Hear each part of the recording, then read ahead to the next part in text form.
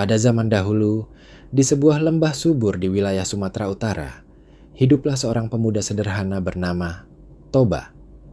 Ia dikenal sebagai pria yang rajin bekerja, meskipun hidupnya serba kekurangan. Suatu hari, saat matahari mulai condong ke barat, Toba pergi memancing seperti biasa. Ia duduk di tepi sungai dengan sabar, menunggu umpannya disambar ikan. Waktu berlalu cukup lama, hingga akhirnya pancingnya bergerak kuat. Dengan penuh semangat, ia menariknya dan betapa terkejutnya ia saat melihat seekor ikan besar berwarna keemasan berkilau di ujung kailnya. Toba membawa ikan itu pulang dengan hati gembira. Namun keajaiban terjadi saat ia hendak memasaknya. Ikan tersebut tiba-tiba berubah menjadi seorang wanita yang sangat cantik. Wanita itu memperkenalkan dirinya sebagai putri ikan.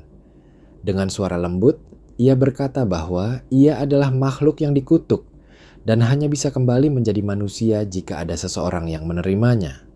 Ia bersedia menjadi istri Toba, tetapi dengan satu syarat penting. Toba tidak boleh mengungkapkan kepada siapapun bahwa ia berasal dari seekor ikan.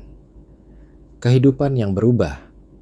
Tahun demi tahun berlalu, kehidupan mereka semakin baik. Ladang Toba menjadi subur dan mereka hidup cukup berkecukupan.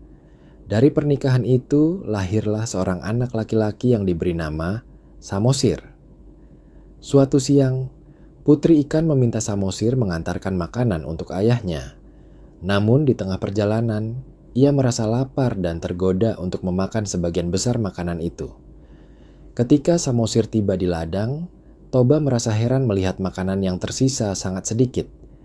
Ia bertanya kepada anaknya, dan dengan jujur Samosir mengakui perbuatannya. Mendengar hal itu, emosi Toba memuncak. Tanpa sadar, ia melanggar janji yang telah ia pegang selama ini. "Dasar anak ikan!" teriak Toba dengan suara keras.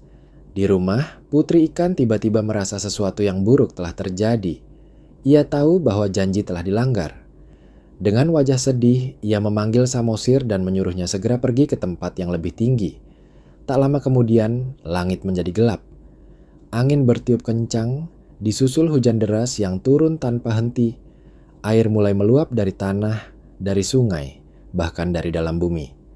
Desa tempat mereka tinggal perlahan-lahan tenggelam. Putri ikan kembali ke wujud aslinya dan menghilang ke dalam air. Air terus naik hingga membentuk sebuah danau yang sangat luas.